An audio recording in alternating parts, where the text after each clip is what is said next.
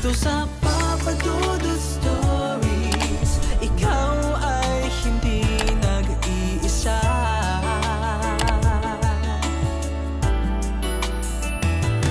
Dito sa Papa Dudut Stories. Marami ang pwedeng maging resulta ng matinding galit na ating nararamdaman.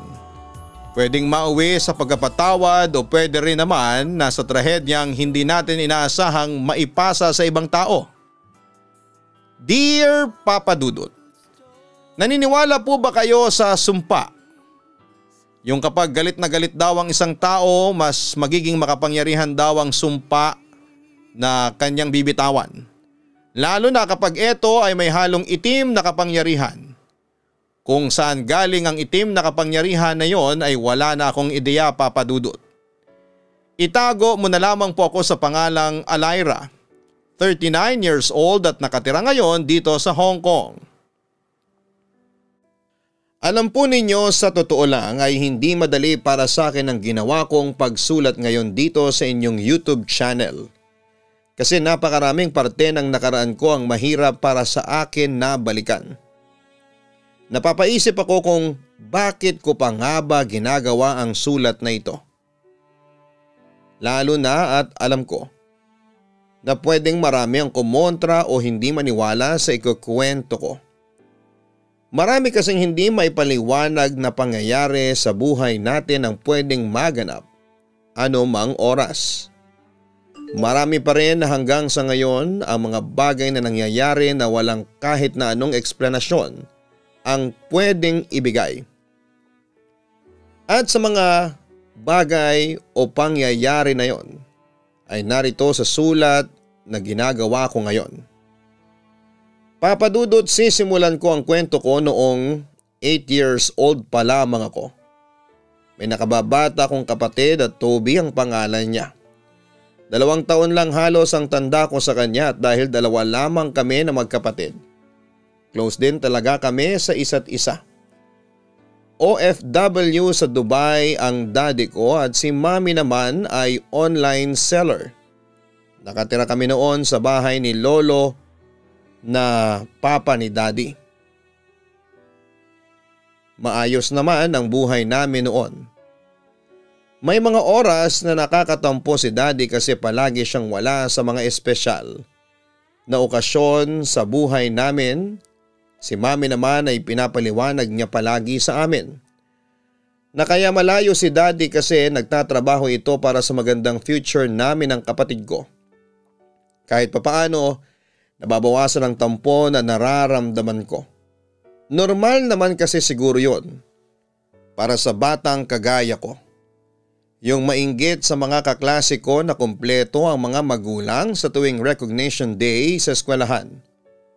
O kaya naman ay birthday celebration.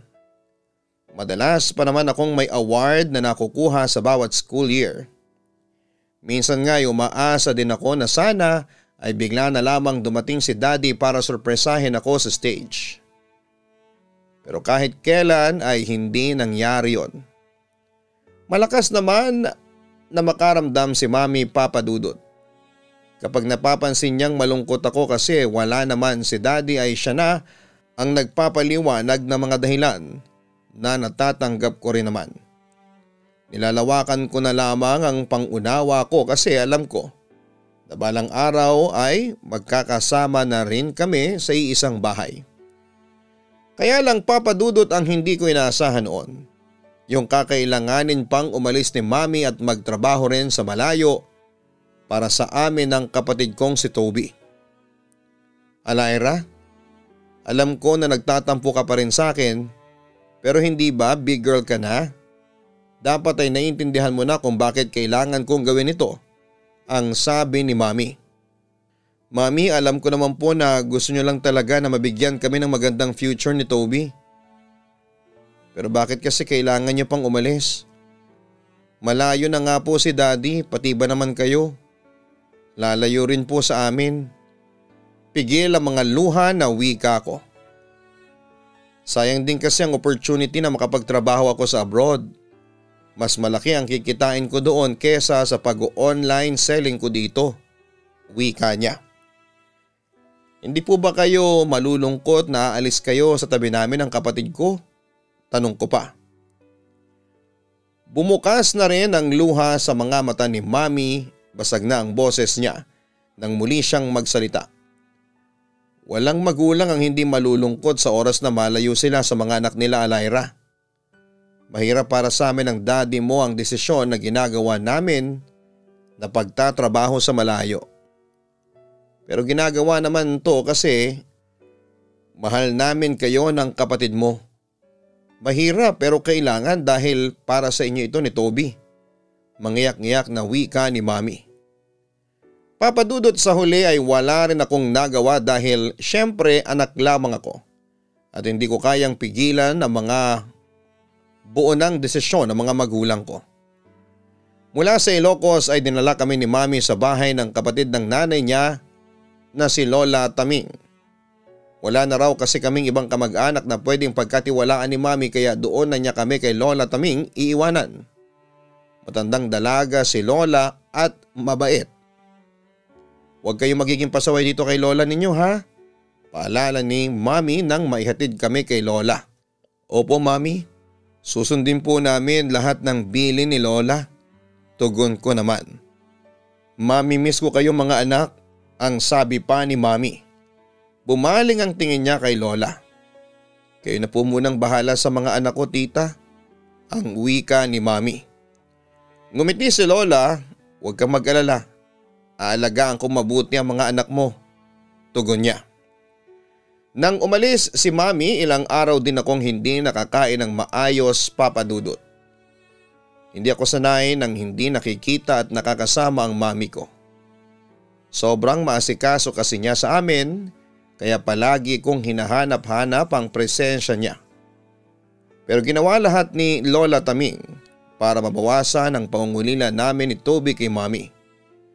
Madalas niya kaming sinasama sa pamamalengke, pagsisimba, at kapag walang pasok sa school ay pinapasyal niya rin kami sa may parke o kaya ay sa may tabi ng ilog na hindi kalayuan mula sa amin. Dahil din kay Lola, maaga kaming natuto ni Toby ng mga gawaing bahay. Paunti-unti ay tinuturuan kami ni Lola Taming ng paglalaba, pamamlansya at pagtatanim ng mga halaman. Ang pagtatanim ang pinakapaborito ko sa lahat dahil malawak ang bakuran sa may likod ng bahay niya. Marami siyang tanim na mga gulay at pati na rin mga bulaklak. Yon ang naging palipas oras ko sa tuwing wala akong masyadong ginagawa. Nagdidilig ako ng mga pananim at may mga oras na kinakausap pa sila. Alam mo, manang-mana ka sa Lola Tisay mo, ang wika ni Lola Taming. Ang nanay ni Mami ang tinutukoy niya na Lola Tisay. Kulay labanos raw kasi sa puti ang kutis nito, kaya naging Tisay ang palayaw mula pagkabata. Talaga po, wika ko. Oo, bukod sa mahilig din siya sa mga halaman ay gusto niya rin na palaging kinakausap ang mga pananim niya. Kaya nga palagi ring maganda mga bunga ng mga halaman kasi nakakarinig ang mga yan. Alam nila kapag masaya mga taong nagtatanim sa kanila. Ganyan din ang kapatid ko. Kapag may bago siyang tanim na halaman, lalo na kapag bulaklak ay kakausapin niya yan at kukwentuhan ng mga kung ano-anong bagay. Nakangiting tugon pa ni Lola Taming. Papadudot ang pagiging maalaga at mapagmahal ni Lola Taming ang dahilan kung bakit kahit papaano'y nabawasan ang pangungulila ko kay Mami. Ginawa niya ang lahat para maiparamdam sa amin na may magulang pa rin kami na nag-aalaga sa amin. Kagaya rin siya ni Mami na nagpapaalala sa amin ng mga dahilan kung bakit kailangang lumayo ni na Daddy at Mami. Na ginagawa nila ang pagsasakripisyo na yon para sa aming magkakapatid. Para sa mas magandang future namin ni Toby na kami lang din ang palaging iniisip ni na Daddy at Mami. Papadudot mahilig ding magkwento si Lola Taming at marami siyang kwento tungkol kay Mami kasi halos siya na raw ang nagpalaki dito. Siya na ang kinilalang nanay ni Mami kaya sobrang close down nilang dalawa. Namatay kasi ang nanay ni Mami 1 taon pagkatapos nitong manganak. kaya hindi ko na rin ito nakilala pa. Lola Taming, pwede po ba kayong magkwento ng tungkol kay Lola Tisay? Tanong ko sa kanya. Ngumiti si Lola Taming bago nagsimulang magkwento. Kagaya raw namin ni Toby, sobrang close nilang dalawa sa isa't isa dahil sila lang ang magkapatid. Simple lang naman daw ang pamumuhay nila dahil magsasaka ang kanilang ama at tindera sa palengke ang kanilang ina. Ayos lang din daw kahit pareho silang hindi nakapagtapos ng pag-aaral. Sa kanilang dalawa daw ay tanggap na rin niya si Lola Tisay ang maraming manliligaw. Ilang beses nga lang daw noon nagkaroon ng nobyo si Lola Taming, pero nang mamatay ito nang dahil sa isang aksidente hindi na raw siya muli pang sumubok na pumasok sa isang relasyon. Nang tanungin ko kung anong aksidente ang kinamatay ng kanyang nobyo ay hindi niya yon sinagot at sinabi niya na sa ibang araw na lamang daw niya ikukwento. Nang sumunod na taon ay sabay na umuwi sina Mommy at Daddy at sobrang saya ko noon. Kasi nagkataon na birthday ko pa noon. Ang sabi ko nga, yun ang pinakamasayang birthday ko talaga. Sama-sama kaming nag-celebrate sa bahay at kinabukasan ay namasyal pa kami sa Maynila at nag-staycation sa isang sosyal na condominium. Akala ko ay pangmatagalan na ang saya na yon sa pamilya namin pero pagkalipas ng isang buwan, sabay din sila na nagpaalam na babalik sa ibang bansa para magtrabaho. Anak, huwag ka nang umiyak. Pagalo sa akin ni Mami. Mas mahihirapan kami ng mami mo na umalis kapag ganyan na palagi kang umiiyak. Ang wika pa ni Daddy. Nahihirapan din naman po ako kasi akala ko hindi na po kayo aalis. Ang sabi ko naman. Kailangan ko pa bang ipaliwanag kung bakit kailangan naming umalis? Tanong pa ni Mami. Tumaas ang tingin ko. Ang nakita ko sa mga mata nila ay ang lungkot. Sabi nga ni Lola dati walang magulang ang hindi nalulungkot sa tuwing malalayo sila sa mga anak nila. Sorry po, wika ko kasunod ang pagpunas ng mga luha ko. Hindi mo kailangan mag-sorry. Naintindihan ka namin kaya sana naintindihan mo rin kung bakit kailangan namin magtrabaho sa malayo ng mami mo. Ang wika pa ni Daddy. Mahirap ito para sa amin ang daddy mo kasi palagi namin kayong nami-miss ni Toby. Pero hindi ba ang sabi mo ay ikaw munang bahala sa kanya habang nasa malayo kami? Kayo ni Lola Taming ang mag-aalaga sa bunso mong kapatid habang wala kami sa tabi mo, ang sabi pa ni Mami. Tumango ako kasunod ang muling pagpunas ng luha sa mga mata ko. Ang hirap pigilan ng mga luha kapag sobrang naiiyak ka. Ang hirap magpakatatag kapag parang nalulubog ka sa matinding kalungkutan. Pero para sa mga magulang, kapatid at sa lola ko kailangan kong maging matatag at labanan ang lungkot na yon. Basta ito ang pangako namin ng daddy mo. Sa susunod na uuwi kami, hindi na kami ulit aalis pa. Ang wika pa ni Mami. Biglang lumiwanag ang mukha ko at para bang nabawasan ng kalahati ang lungkot na nararamdaman ko. Talaga po, wika ko. Sabay silang tumango ni Daddy. Kapag umuwi kami ng mami mo, hindi na tayong magkakalayo pa ulit, dugtong pa ni Daddy. Sabay ko silang niyakap ng mga oras na yon at muling naluha ang mga mata ko. Pero ng mga oras na yon ay hindi ko na pinigilan pa ang maiyak dahil tears of joy naman ang naganap sa mga mata ko. Naiyak ako sa tuwa dahil sa sinabi sa akin ng mga magulang ko. Hindi ako makapaniwala na magbibitaw sila ng ganong pangako sa akin. Alam kasi nila na matampuhin ako kaya sigurado ako natuto pa rin nila ang pangako na yon. Alam ko na sa susunod na balik nila ng Pilipinas ay magkakasama na talaga kami na buong pamilya. Hindi na sila aalis pa para magtrabaho sa malayo at tuto pa rin nila ang pangako nila sa akin. Papadudot, pinagbuti ko talagang maigi ang pag-aaral ko. Gusto ko kasi na pag-uwi ni na mami at daddy maging proud sila sa akin. Gusto ko na makita nila kung gaano ako kabuting anak noong nasa malayo sila at hindi na sayang ang pagtatrabaho nila sa abroad. Lumipas nga ang 2 taon magkasunod na umuwi sina Mommy at Daddy. Sobrang tuwa noon kasi sa wakas ay alam ko na mabubuo na ang pamilya namin. Ano? Gusto mo na doon kayo tumira sa bahay ng nanay mo? Narinig kong tanong ni Lola Taming kina Mommy. Nasa sala kami ni Toby at nanonood ng TV pero napakalakas ang boses noon ni Lola. Wala naman po sigurong masama kasi bahay ko rin naman po yun at matagal nang walang nakatira doon. Saka doon po kasi gustong simulan ng asawa ko ang negosyo niya na babuyan. Sakto kasi malawak ang bakuran po doon, tugon pa ni Mommy. Pero hindi na kasi pwedeng tirhan ang bahay na yon. Mahina pero rinig na wika ni Lola Taming. Bahay ko pa rin po yun at ilang beses yun na rin po akong pinigilan na tumira doon. Ngayon na po siguro ang pagkakataon na tirhan ko ang bahay ng nanay ko. Matigas na wika pa ni Mommy. Hindi ko alam kung bakit medyo nawiwirduhan ako sa pagiging seryoso ng kanilang pag-uusap, Papa Dudut. Hindi ko alam kung ano bang meron sa bahay na yun at gusto ko sanang magtanong pero natatakot ako kasi baka mapagalitan ako sa pakikinig ko sa usapan ng mga matatanda. Kaya naman kinimkim ko na lamang noon ang mga tanong sa sarili ko. Papadudot na laman ko na pinalinis muna ni na Mommy ang bahay na titirhan namin noon. Sa kabilang bayan lang din yon ng Bicol.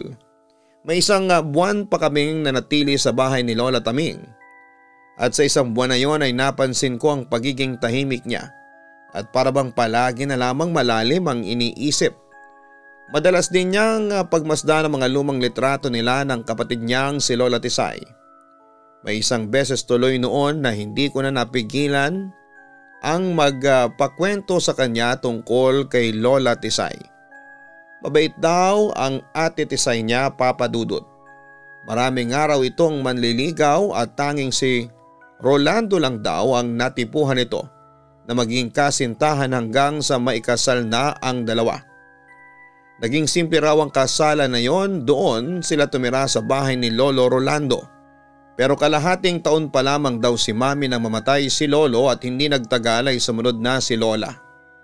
Si Lola Taming na ang nag-alaga kay Mommy at doon muna sila tumira ng kanyang kasintahan noon sa bahay ni na Lola Tisay. Pero kaagad din siyang umalis kasama si Mommy mula nang mamatay ang nobyo niya. Bakit po kayo umalis sa bahay ni na Lola Tisay? Pag-uusisa ko. Saglit na tumahimik si Lola Taming. Ang mabuti pa ipaghahanda na kita ng merienda mo. Biglang pag-iwas ni Lola Taming sa usapan tungkol kay Lola Tisay. Hindi ko maintindihan madalas kung bakit ginagawa niya yon. Bakit umiiwas siyang pag-usapan ng kapatid niya? Para bang may tinatago siya na ayaw niyang malaman ng kung sino man sa amin. Dahil sa tuwing magtatanong ako tungkol sa asawa ni Lola Tisay o sa buhay nila, biglang nagbabago ang mood niya. Papadudot nung una ay ayaw talagang sumama ni Lola Taming sa paglipat at pagtira namin sa bahay ni Lola Tisay. Pero dahil labis na kaming napamahal sa kanya, nakumbinsi namin siya ni Toby na sumama na sa amin. At sa unang araw pa lang namin sa bahay na yon ay naging sobrang tahimik ni Lola Taming. Malaki ang bahay na nilipatan namin, Papadudot, 2 palapag at may 4 na kwarto mula raw kasi sa malaking pamilya ang napangasawa ni Lola Tisay. Pero sunod-sunod na namatay ang mga ito mula nang may panganak si Mommy. Nakita ko na nakasabit sa dingding ang lumang wedding picture ni Lola Tisay at ng asawa nito. Pati na ang picture nilang magkapatid. Kupas na pero halatang nililinis ang frame noon. May mga kamag-anak raw kasi kami na naglilinis ng bahay na yon 1 beses sa 1 linggo. Iba pa yung naglinis bago kami lumipat doon. Sa malawak nga na bakuran ay nagkaroon ng mga alagang hayop sina Daddy, may manukan at babuyan. Masayang unang naging taon namin sa bahay na yon, maginhawa ang aming buhay. Talaga namang para bang wala na akong mahihiling pa. Hanggang sa bigla na lamang napeste ang mga alagang baboy ni Daddy. Namatay ang mga ito kasunod ng mga alaga nilang manok. Labis silang nahirapan dahil malaking pera na ang kanilang nailalabas. Unti-unti silang nabaon sa utang. Sinabi ko naman sa inyo na huwag na tayong tumira dito. Seryosong sabi ni Lola Taming kay Mami. May sumpa ang bahay na ito. Lahat ng kamalasan ay mararanasan natin dito hanggang sa isa-isa tayong mamatay, ang wika pa niya. Papadudot doon ko na nalaman ang kwento ng tungkol sa bahay na yon. Masaya naman ang pagsasama ni na Lola Tisay at ang asawa nitong si Lolo Rolando. Lalo na nga nang ipinagbuntis ni Lola ang magiging anak nila na si Mami. Hanggang isang umaga nasa bahay na yon si Lola Taming upang dalawin si Lola Tisay. Silang dalawa lamang ang nasa bahay noon nang may dumating na babae doon at nagpakilalang dating nobya ni Lolo Rolando. Sakto namang umuwi na rin noon si Lolo at pilit na pinapaalis ang babae habang sinasabi na matagal nang tapos ang kanilang relasyon. Galit na galit daw ang babae lalo na nang ipaalam kay Lola na nakunan ito dahil sa pag-iwan na ginawa ni Lolo Rolando para kay Lola Tisay. Hindi yon alam ng mga lola ko at bago ito umalis ng bahay na yon ay nag-iwan ito ng sumpa na walang sino man ang magiging masaya sa bahay ni na Lola Tisay. Umalis ang babae pero hindi kalayuan mula sa bahay nila. Nalaman nilang nasagasaan ito ng tricycle at nakaladkad na naging sanhi ng kamatayan ng babae. Kinilabutan pangaraw si Lola Taming nang makita nila ang bangkay ng babae na mulat ang mga mata. Bali ang mga buto sa binti at braso at naliligo sa sariling dugo. Malapit lang kasi ang kalsada sa bahay kaya kaagad nilang napuntahan. Kaagad namang niyakap ni Lolo Rolando ang kanyang asawa upang maiwasan ang pagtingin sa namatay na babae. Pakiramdam daw ni Lola Taming ay naririnig niya ang boses ng babae sa kanyang isipan hanggang sa sila ay makauwi na sa kanilang mga bahay. Doon nagsimula ang lahat ng kababalaghan, Papadudot. Mula daw kasi noon ay bumigat na ang pakiramdam ni Lola Taming sa tuwing pupunta siya sa bahay ni na Lola Tisay. Para bang palaging may nakapasan sa kanyang balikat at pakiramdam niya ay may mga matang nakamasid sa kanya sa loob ng bahay. Kahit nga raw si Lola Tisay ay ganoon ang naging pakiramdam. Nang mga anak pa ito ay malakas ang ulan sa kanilang lugar. Mabuti na lang at may nakuha silang kumadrona na nagpaanak kay Lola Tisay. Kaya lang kasunod ng magandang balita na isang anak na babae ang pinanganak ni Lola Tisay ay ang balitang pumanaw ang kanyang asawa na si Lolo Rolando dahil natamaan daw ito ng kidlat habang naglalakad pa uwi ng bahay. Sobrang nalungkot daw noon si Lola Tisay at halos mapabayaan na ang kanyang sarili. Mabuti na lamang at nasa tabi niya palagi si Lola Taming. Pero ilang buwan lang ang nakalipas si Lola Tisay naman ang pumanaw dahil sa atake naman sa puso. Para hindi mahirapan si Lola Taming sa pag-aalaga kay Mami ay doon sila tumira ng kanyang nobyo sa bahay ni Lola Tisay na labis niyang pinagsisihan. Mula nang tumira sila doon ay palagi siyang dinadalaw ng isang masamang panaginip. Yung panaginip na may babaeng sumasakal sa kanya. Parang totoong araw ang panaginip na yon dahil nagigising siya na kinakapos talaga ng paghinga. Ganon din daw ang nararamdaman ng kanyang nobyo tuwing matutulog na ito. Hanggang isang araw ay hindi na ito nagising pa. Sinasabing namatay sa isang bangungot. Naging sakitin din daw si Mami kaya naman nag-decide na nga si Lola Taming na umalis na sa bahay na yon. Hindi ko alam, Papadudot, kung nagkataon lang ba ang mga sumunod na nangyari sa amin sa bahay na yon. Pagkatapos mamatay ng mga alagang hayop ni Daddy, nalaman namin na may lung cancer pala siya, stage 3 na, at ang sumunod na taon ay pumanaw na rin siya. Sumunod na namatay ang kapatid kong si Toby noong nasa high school na kami. Nahulog sa bangin ng tricycle na sinasakyan niya. At si Lola Taming naman ang sumunod na nawala sa aming pamilya dahil sa komplikasyon sa kanyang diabetes. Napakabilis ng pangyayari na parabang na fast forward ang lahat. Doon na nag-decide si Mami na umalis na kami sa bahay ni Lola Tisay. Ang sinabi lang ni Mami na dahilan, nakakita siya ng mas maayos na trabaho sa ibang lugar. kahit ramdam ko na meron siyang gustong sabihin sa akin. Hindi na namin pinag-usapan ang tungkol sa bahay hanggang sa ako'y makapag-asawa, Papa Dudut. Hanggang sa ngayon, ramdam ko na may sumpang bumabalot sa bahay na yon. Kaya nga kahit nagkaroon na ako ng asawa at anak ay hindi ko na sinubukan pang bumalik sa bahay na yon. Natatakot kasi ako na baka kung ano pa ang mangyaring masama sa akin o sa pamilya ko.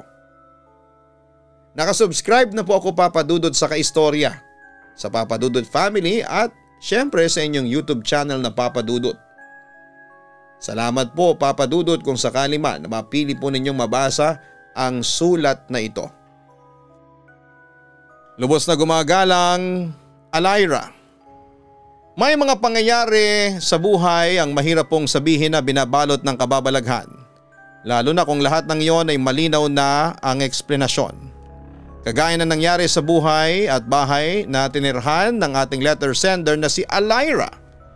Pwede ang ilan sa atin ay isipin na nagkaroon lamang ng sunod-sunod na trahedyang nangyari sa kanyang buhay.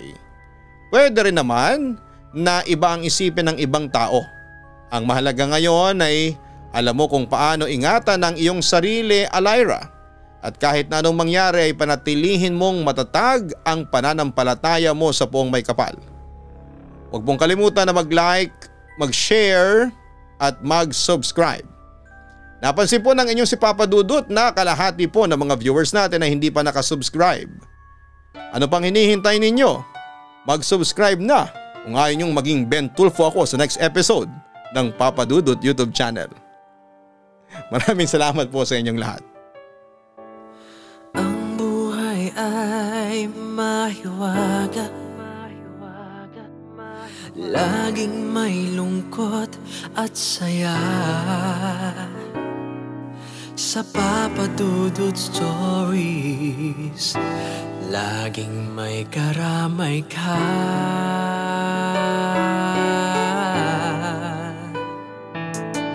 Mga problemang kaibigan,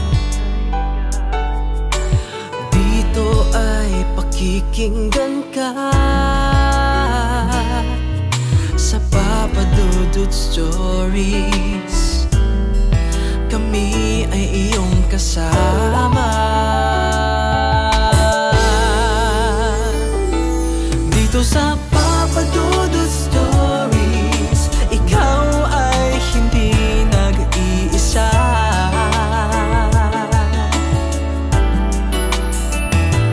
Dito sa Papa Dudut Stories, may nagmamahal sa'yo. Papa Dudut Stories, Papa Dudut Stories,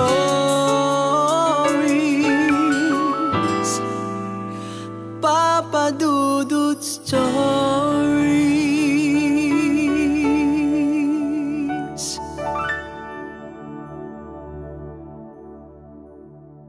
Hello mga ka-online, ako po ang inyong si Papa Dudut.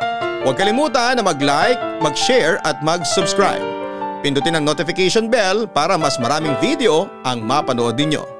Maraming salamat po sa inyong walang sawang pagtitiwala.